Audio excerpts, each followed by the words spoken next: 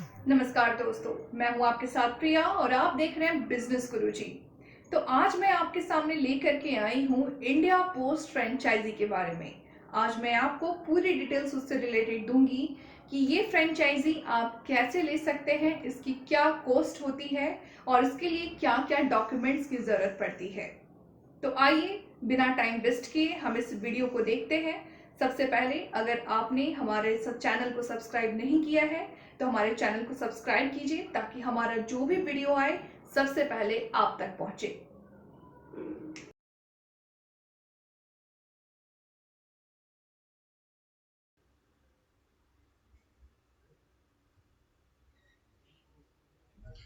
तो दोस्तों, अगर आप भी इन्वेस्टमेंट के अलग अलग ऑप्शन ढूंढ रहे हैं जो कि कम बजट में होने चाहिए, तो यहाँ आपको एक बेहतर ऑप्शन मिल जाएगा। पोस्ट ऑफिस की इस स्कीम में पैसा लगाकर आप अच्छी कमाई कर सकते हैं। पोस्ट ऑफिस की इस फ्रेंचाइजी में अगर आप पैसा लगाते हैं तो वे एकदम सुरक्षित होगा। साथ ही इसमें आपको कम कीमत यानी आपको सिर्फ इसमें 5,000 रुपए खर्च करने शुरुआत में पड़ेंगे। उसके बाद आपको बता दें कि फिलहाल लगभग देश में 1.55 लाख पोस्ट ऑफिस है। लोगों ने काफी तेजी के साथ इसके अपने अकाउंट ओपन किए हैं। ऐसे में पोस्ट ऑफिस अपनी हर जगह पहचान हासिल कर चुकी है। बता दें, अपनी पहुंच को सभी जगह पहुंचाने के लिए पोस्ट ऑफिस फ्रेंचाइजी देता है। फायदा उठाने के लिए आप इसमें अच्छी कमाई वाला काम कर सकते हैं जिसमें पोस्ट ऑफिस की फ्रेंचाइजी आपका साथ देगी। आपको हम बताते चले कि आप कैसे सिर्फ 5,000 रुपए में पोस्ट ऑफिस की फ्रेंचाइजी ले सकते हैं। पोस्ट ऑफिस फिलहाल दो तरीके की फ्रेंचाइजी देता है, पहले आउटलेट फ्रेंचाइजी और दूसरी पोस्टल एजेंट फ्रेंचाइजी। आप इन दोनों में से कोई भी फ्रेंचाइजी ले सकते हैं। हालांकि अभी भी कई ऐसी जगह हैं जहां पोस्ट ऑफिस खुलने बेहद जरूरी है, लेकिन कई जगह ऐसे हैं जहां ऐसा संभव नहीं है। तो दोस्तों, इसके लिए जो आपकी फ्रेंचाइजी लेने के लिए जो उम्र होनी चाहिए वो 18 साल से ज्यादा होनी चाहिए। वही फ्रेंचाइजी लेने के लिए आपका इंडियन होना भी जरूरी है। डॉक्यूमेंट्स के तौर पर मान्यता प्राप्त स्कूल से 8वीं पास का सर्टिफिकेट होना भी जरूरी है। इसके लिए आपको 5,000 रुपए खर्च करने होंगे। पोस्ट ऑफिस की फ्रेंचाइजी पाने के लिए आपको 5,000 रुपए का सिक्योरिटी डिपॉजिट देना होगा। फ्रेंचाइजी आपको जैसे ही मिलेगा उसके बाद आप अपने काम के हिसाब से एक निश्चित कमीशन दिया जाता है। हालांकि यह हजारों रुपए महीने का भी होता है। इन द सेंट कस्टमर्स को आप घर घर पोस्टल एजेंट बनकर पोस्ट ऑफिस से मिलने वाली कई सुविधाएं पहुंचा सकते हैं। उन सुविधाओं में stamp, speed post, articles, stationery, money order की बुकिंग के लिए आपको अपनी तरफ से सुविधाएं मुहैया करानी होती है। तो दोस्तों, आप ये देख रहे हैं फ्रेंचाइजी स्कीम जो to provide increased access to postal service in urban and rural areas. इसमें कुछ आपके स्कीम दिए हुए हैं, उनके बारे में थोड़े फीचर्स दिए हुए हैं कि अर्बन और रूरल एरियाज में इस स्कीम को कैसे पहुंचाया जाता है। तो दोस्तों, चलिए हम इनको थोड़ी डिटेल में जानते हैं कि कौन कौन इस फ्रेंचाइजी को ले सकते हैं। लेने के लिए उनके पास जरूरी दस्तावेज क्या क्या होना चाहिए और कैसे एप्लीकेशन फॉर्म अप्लाई करना है, सारी डाटा हम जानते हैं। तो हमें पता है दोस्तों, डाक विभाग द्वारा हर शहर में डाक सेवाएं स्थापित करने के उद्देश्य से दो फ्रेंचाइजी जो मिलती है, जिसके बारे में मैंने अभी अभी आपको बताया, फ्रेंचाइजी काउंटर सर्विस से जुड़ी है, उसकी दूसरी पोस्टल एजेंट से जुड़ी है।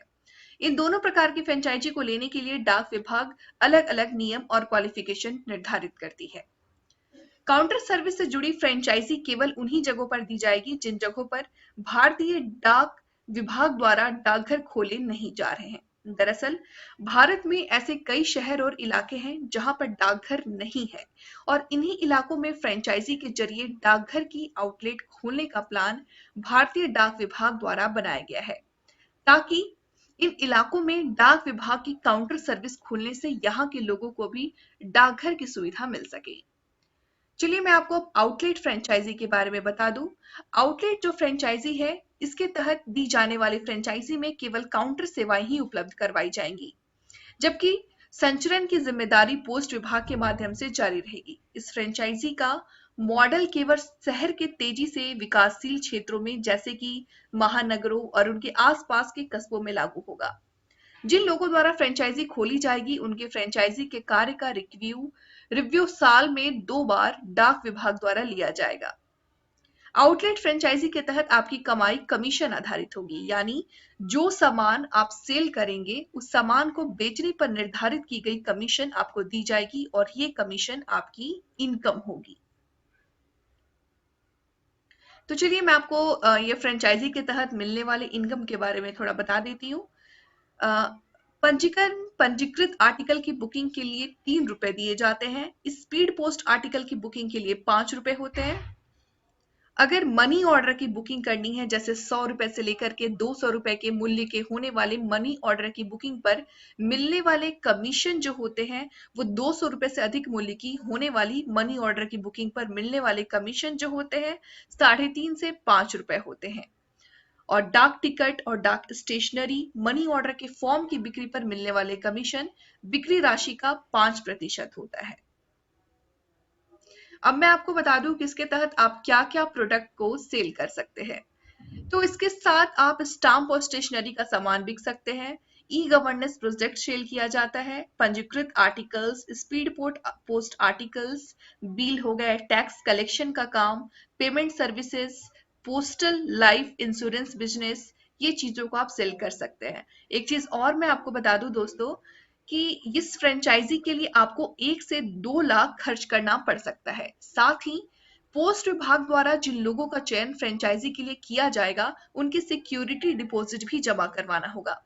नियमों के मुताबिक पोस्ट विभाग ने न्यूनतम सिक्योरिटी डिपॉजिट की राशि 5,000 रुपए निर्धारित की है, जैसा मैंने आपको अभी थोड़ी देर पहले बताया था, जिसके लिए आपको एज लिमिटेशन 18 साल से ज्यादा होना चाहिए। जिन व्यक्तियों के कम से कम 8वीं कक्षा तक की पढ़ाई कर रखी है केवल वो ही फ्रेंचाइजी ले सकते हैं। अगर कोई संगठन जैसे कि कॉलेज हो गए, पॉलिटेक्निक हो गए, विश्वविद्यालय या प्रोफेशनल कॉलेज भी पोस्ट ऑफिस की फ्रेंचाइजी लेने के लिए आवेदन कर सकते हैं। यदि आपके परिवार का कोई सदस्य आपके इलाके के डाक विभाग के डिवीजन में अगर कार्य करता है तो आप उस एरिया के फ्रेंचाइजी लेने के लिए अप्लाई नहीं कर पाएंगे। तो अब मैं आपको बता दूं कि इस पोस्ट ऑफिस की फ्रेंचाइजी के लिए आवेदन आपको कैसे करना पड़ेगा। तो दोस्तों, पोस्ट ऑफिस की फ्रेंचाइजी लेने के लिए ऑफलाइन मोड के जरिए आपको अप्लाई करना होगा और एक फॉर्म भरना होगा। उस फॉर्म को उसके बाद जमा करवाना होगा। डाक विभाग की फ्रेंचाइजी लेने से जुड़ा एक फॉर्म आपको डाक विभाग के द्वारा दिया जाएगा।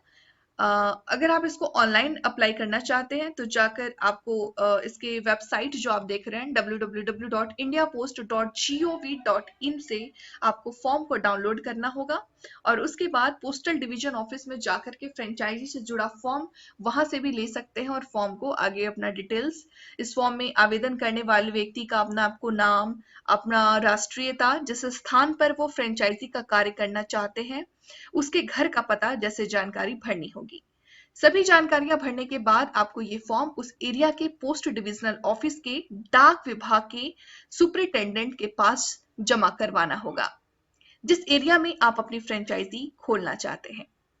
तो पोस्ट ऑफिस की फ्रेंचाइजी लेने से जुड़ा फॉर्म भरते समय आपको जो जरूरी डॉक्यूमेंट्स होंगे, जैसे पैन कार्ड, आपका जन्म तिथि का प्रमाण, घर के पते से जुड़े दस्तावेज, ये सारी की जरूरत पड़ेगी। इसलिए आप फॉर्म भरने से पहले इन सभी दस्तावेज की फोटो कॉपी निकलवा लें, क्योंकि ये सभी डॉक्यूमेंट्स आपको फॉर्म के साथ लगाने होंगे। चलिए, ये थे डॉक्यूमेंट्स के प्रोसेस। अब मैं आपको बता दूं कि इसका सिलेक्शन प्रोसेस क्या है। इसका जो सिलेक्शन प्रोसेस है, जिस एरिया में आप फ्रेंचाइजी लेना चाहते हैं उस एरिया के संबंधित डिविजनल हेड को एएसपी यानी कि एसटीआई द्वारा एक रिपोर्ट सौंपी जाएगी और उस रिपोर्ट के आधार पर डिविजनल हेड उस व्यक्ति का चयन करेगा। जो व्यक्ति फ्रेंचाइजी लेने के काबिल होगा उसका चयन किया जाएगा। नोटिफिकेशन के मुताबिक एसटीएफआई द्वारा पोस्ट ऑफिस के डिविजनल हेड को ये रिपोर्ट एप्लीकेशन में भरी गई जानकारी के आधार पर दी जाएगी, यानी जिन भी लोगों ने आवेदन के फॉर्म में जो अपनी जानकारी भरी होगी उसके आधार पर एएसपी एसटीआई द्वारा रिपोर्ट बनाई जाएगी। फ्रेंचाइजी लेने के लिए दी गई एप्लीकेशन के 14 दिन के अंदर ही इस एप्लीकेशन की रिपोर्ट एसटीआई को डिविजनल हेड को सौंपनी होगी।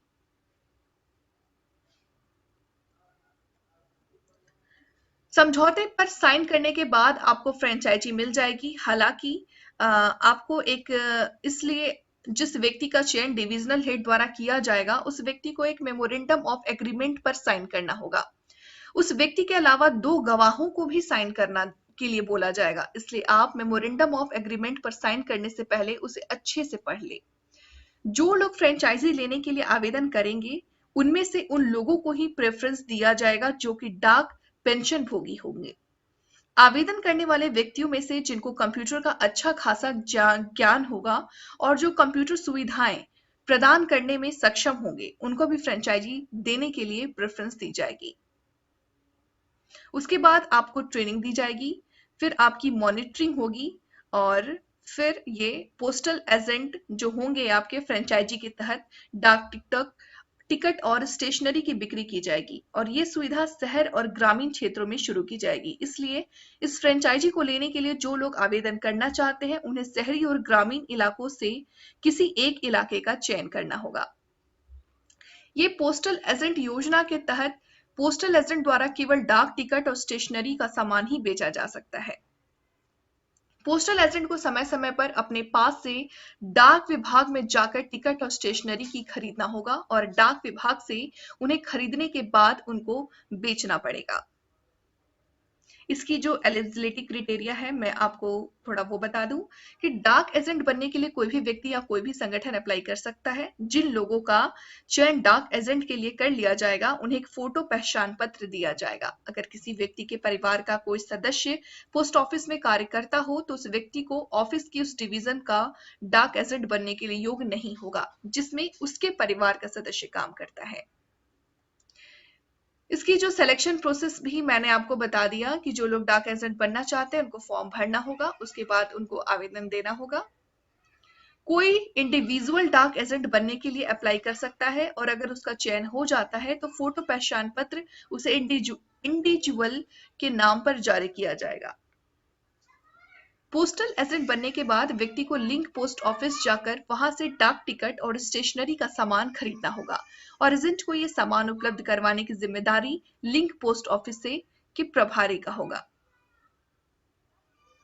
नियमों के अनुसार दोस्तों, जो पोस्टल एजेंट को एक समय पर कम से कम 300 रुपए का सामान खरीदना होगा और ये सामान एजेंट को उसकी फोटो कार्ड को देखने के बाद ही दिया जाएगा।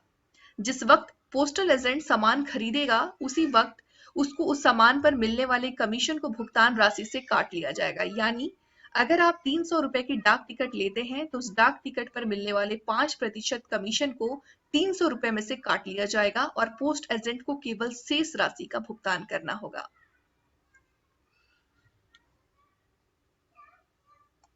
इसके लिए जो आपको लाइसेंस दिया जाएगा वो कितने समय के लिए दिया जाएगा वो भी मैं आपको बता दूं कि पोस्टल एजेंट को डिपार्टमेंट ऑफ पोस्ट की ओर से पहले 1 साल के लिए लाइसेंस दिया जाएगा। 1 साल के दौरान अच्छा कार्य करने पर पोस्टल एजेंट के लाइसेंस की अवधि को बढ़ाया जाता है। तो नियमों के अकॉर्डिंग 1 साल के बाद लाइसेंस की अवधि जो होती है 3 साल के लिए बढ़ाया जाएगा। वहीं 3 साल की अवधि खत्म होने के बाद पोस्टल एजेंट की लाइसेंस की अवधि को तभी बढ़ाया जाएगा अगर उसके द्वारा सही से कार्य किया जा रहा हो। तो उसका आपका टोटल वेरिफिकेशन होगा, सब कुछ सही चल रहा हो तो आपकी उसकी ड्यूरेशन को बढ़ा दिया जाएगा। तो भारतीय डाक विभाग के साथ कई लोग जुड़कर कार्य करना चाहते हैं, इसलिए आप जितनी जल्दी हो सके डाक विभाग की फ्रेंचाइजी लेने के लिए जो भी इंटरेस्टेड हो अप्लाई कर सकते हैं। ये फॉर्म जमा करवाने के बाद अगर आपका चयन डाक विभाग द्वारा पोस्टल एजेंट के लिए कर लिया जाता है तो आपको इसकी जानकारी दे दी जाएगी और आप पोस्टल एजेंट बन जाएंगे।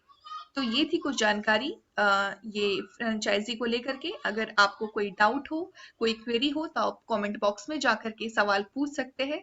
वैसे इस वीडियो के डिस्क्रिप्शन लिंक हमारे वीडियो के डिस्क्रिप्शन लिंक्स में मौजूद है। इस साइट की लिंक जो होगी हमने डिस्क्रिप्शन बॉक्स में डाल दिया है।